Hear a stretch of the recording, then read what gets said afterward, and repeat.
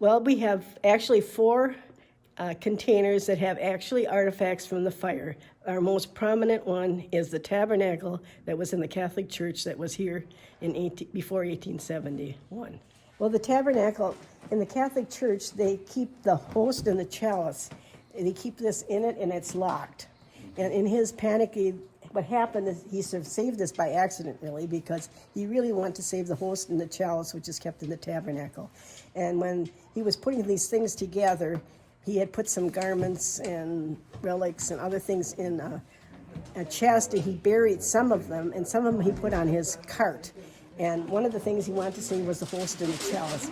And when he went to get it in the church, the tabernacle was locked, and in his nervousness, he lost the key. So he had to put the whole tabernacle on his box.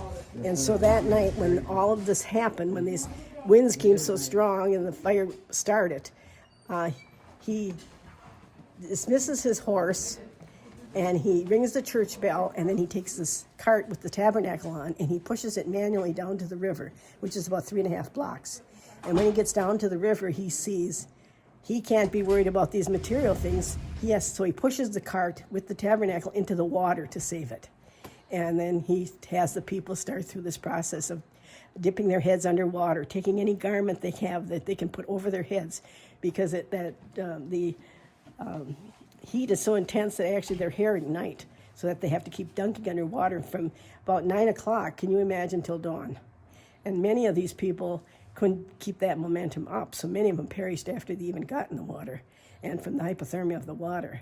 But anyway, those that did survive, they weren't able to get out of that water till dawn. He writes that the banks were so hot that they couldn't get out till dawn, and he said they were so cold that they actually rolled on those banks to warm and sat near burning logs to dry clothes. He didn't know what happened to it for several days.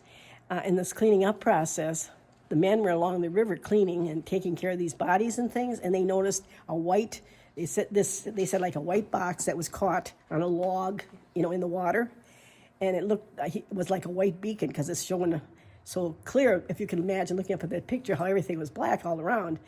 And when they got to it, they recognized that's the tabernacle from the Catholic Church. And of course, on the third day on that evening, when the priest was back here in Peshtigo looking around, they show it to him, and he's just amazed, because the outside box had not been water or fire damaged, and the contents in it were all fine, even to the curtain.